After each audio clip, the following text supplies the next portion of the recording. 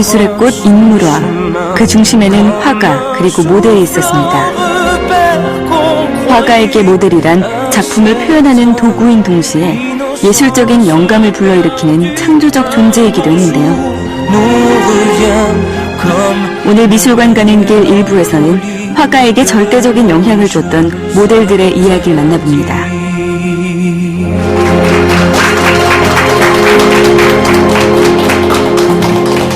안녕하세요. 저는 성신여대에서 미술이론을 가르치고 있는 진유연이라고 합니다. 오늘 만나 뵙게 돼서 너무 반갑고요. 제가 오늘 얘기하려고 하는 주제는 미술가와 모델이라는 주제입니다. 우리가 그 모델이 얼마나 절대적으로 필요한가를 보여주는 예인데요. 왼쪽은 19세기에 활동했던 프랑스 작가인 제롬이라는 작가입니다. 제롬의 화실에서 지금 누드의 여인을 세워놓고 제롬이 스케치하고 있는 것을 볼 수가 있습니다. 작가들이 저렇게 실제로 그림을 그리기 위해서는 인물을 놓고 많이 소묘를 하면서 어떻게 그림을 그리고 어떤 식으로 표현이 가능할 것인가에 대해서 실은 많이 연구한 후에 그림을 완성하게 됩니다. 오른쪽 작품이 제롬이 그린 로마의 노예시장이란 작품입니다.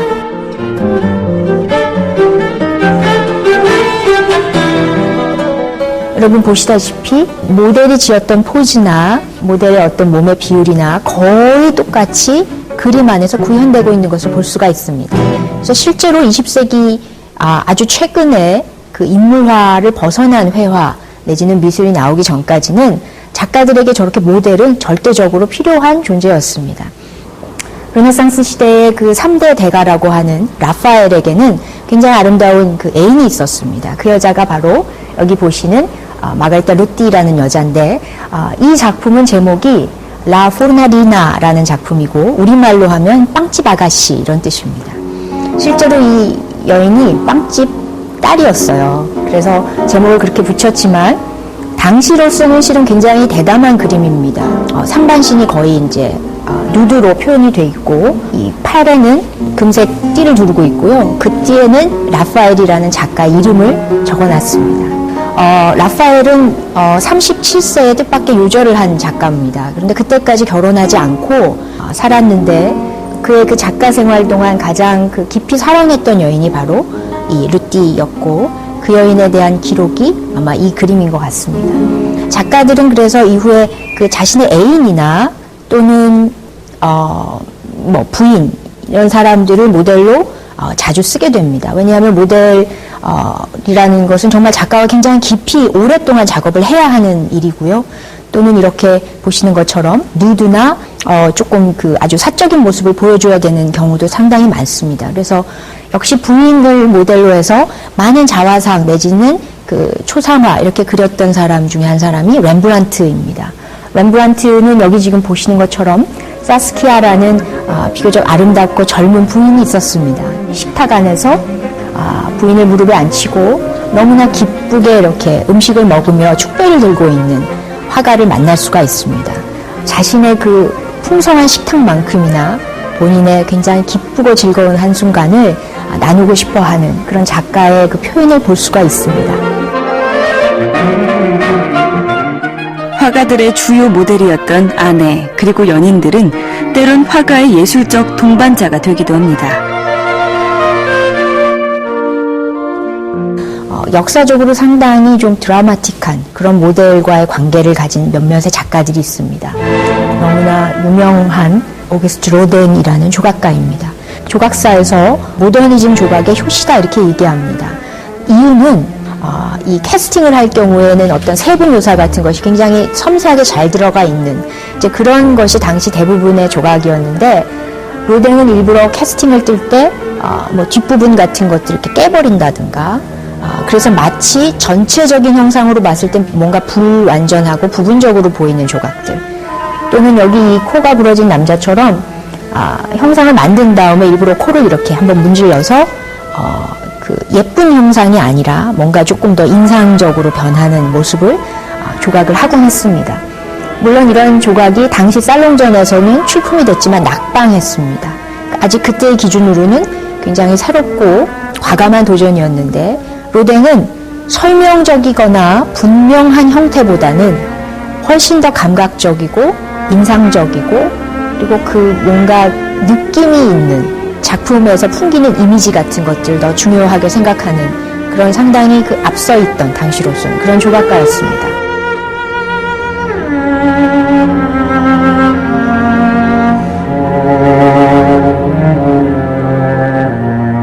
로댕을 얘기할 때 자주 언급이 되는 여인이 있는데 그 사람이 바로 까미유 클로델이라는 인물입니다. 실은 영화로도 나왔고 뭐 책도 있고 굉장히 대중적으로 많이 알려져 있는 관계입니다.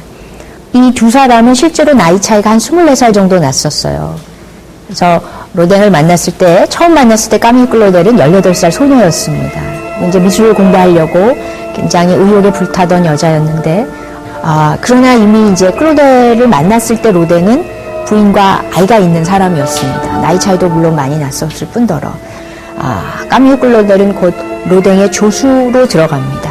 그의 스튜디오에는 이제 일을 하는 많은 사람들이 같이 있었지만 까미유 클로델이 상당히 또 특히 대리석을 굉장히 잘 다듬었다고 그래요. 그래서 로댕의 조수로서 굉장히 성공적으로 일을 많이 했고 그러면서 이제 두 사람이 물론 굉장히 개인적으로 서로에게 아주 열정적인 사랑을 느낍니다. 그래서 이 까미유 클로델과 로댕의 관계에서 가장 우리가 대표라고 얘기할 수 있는 작품이 있는데요. 그 첫 번째 작품은 로댕의 영원한 우상이라는 작품입니다. 이 작품은 남성이 그 여성을 밑에서 약간 우러러보는 듯하면서 그에게 이제 입맞추고 있는 쉽게 말하면 여인에게 굉장히 그 진심으로 존경과 사랑을 보내는 이제 그런 모습의 조각입니다.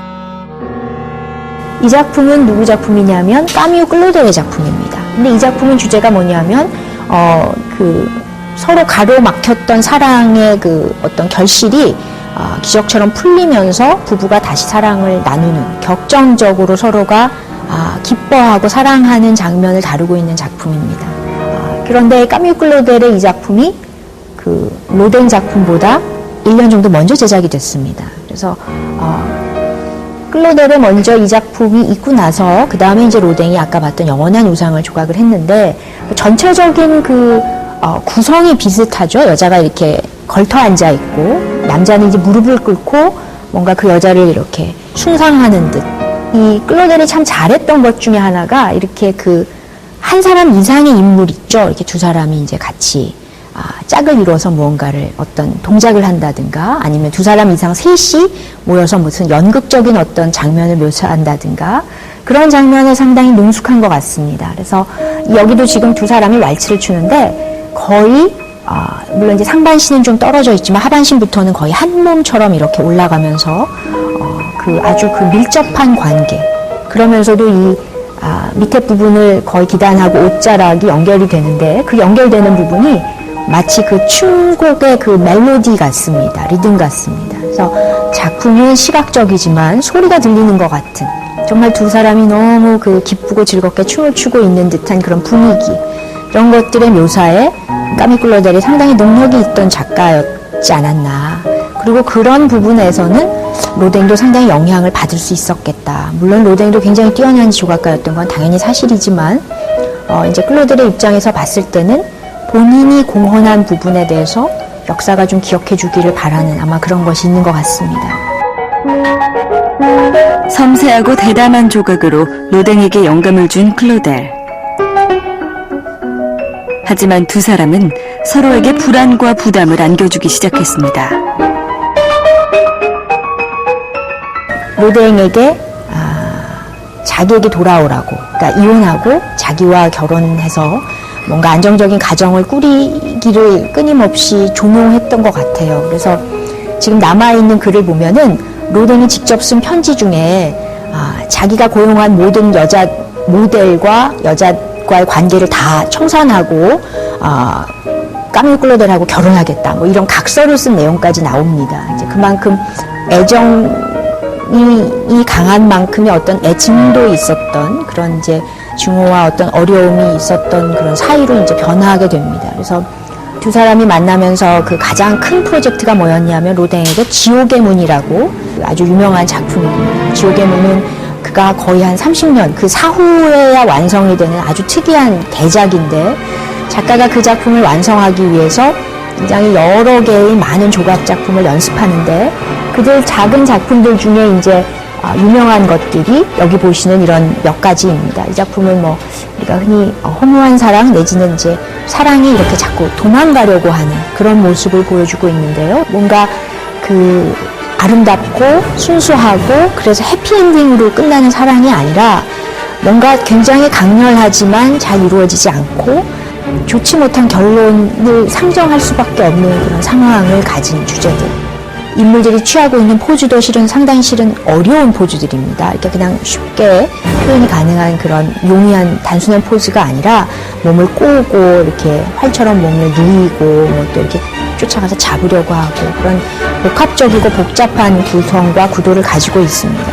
훨씬 더 좀 격정적이고 좀 과격하고 약간 과장된 그런 모습을 다루고 있다는 점에서 클로델과 로댕과의 관계, 또 거기서 오는 여러 가지 그 작가의 고통, 사랑하지만 그 괴로울 수밖에 없는 그런 여러 가지 요소들이 여기 작품에 담겨 있어서 이런 식으로 표현이 되지 않았나 이렇게 얘기하고 있습니다. 이 작품은 너무 재밌어서 가져온 작품인데 로댕이 까미유 클로델을 모델로 해서 만든 조각입니다. 근데 과연 이게 완성품이라고 얘기할 수 있을지 모르겠어요. 밑에 부분까지 조각을 해야 되는데 작가가 저 전체적인 돌 부분에서 얼굴만 한 다음에 밑에를 그냥 원석을 그대로 남겨둔 상태입니다.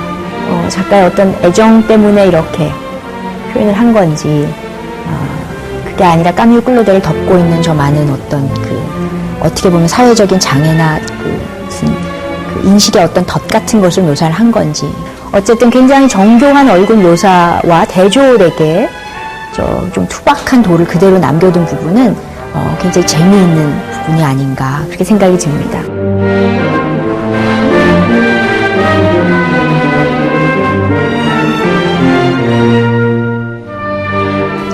지치고 지친 여인이 털썩 이렇게 엎드려서 가냘픈 몸으로 그에게 다가온 운명에 대해서 참 이렇게 보여주는 좀 안타까운 안쓰러운 그런 장면입니다. 저는 역시 이 작품도 까미유 클로델을 모델로 했다는 점이 참 의미가 있지 않나 그런 생각이 듭니다. 작가에게 클로델은 정말 사랑스러운 여인이자 안타까운 부분이 있는 그런 여인이었을 겁니다. 그러나 자신의 어떤 상황이 또 가지고 있는 한계 때문에 두 사람은 결국 어떤 비극적인 관계가 될 수밖에 없는 그러나 그 사이에서 많은 멋진 예술 작품들이 탄생했습니다. 클로델을 향한 사랑의 감정을 여러 작품에서 승화시켜 표현한 로댕. 그녀는 로댕의 모델이기에 앞서 예술을 향한 뜨거운 열정을 공유한 동지였습니다.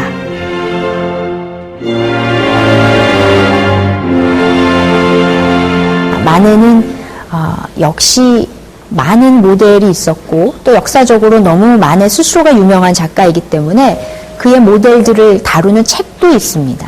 그들하고의 관계는 애인이라기보다는 정말 그 예술적인 어떤 친구들, 여러 가지 그 실험 정신을 공유할 수 있었던 그런 동지애적인 존재로 등장하게 됩니다. 첫 번째 나오는 모델은 빅토린 멀랭이라는 여인입니다. 멀랭도 거의 18살 정도의 마네를 만나서 그의 작품의 중요한 몇몇의 그 모델이 됩니다. 어린 나이에 마네의 모델이 됐는데 마네가 조금 그 당시로서 상당히 스캔들을 일으킬 만한 작품에 빅토린 멀랭을 모델로 씁니다. 그런데 그럼에도 불구하고 빅토린 멀랭이 너무 그 역할을 잘 수행하고 있지 않았나. 이 작품도 이 당시로서는 너무나 큰 그 이슈를 일으켰습니다. 왜냐하면 남자들은 아주 평범한 동시대인들의 옷을 입고 있지만 여인은 완전히 누드입니다. 그래서 이 여인이 아마 창녀가 아니겠느냐, 창녀를 그림 안에서 보고 싶지 않다. 그래서 이제 당시에는 그 아주 비난을 거세게 받았던 작품입니다.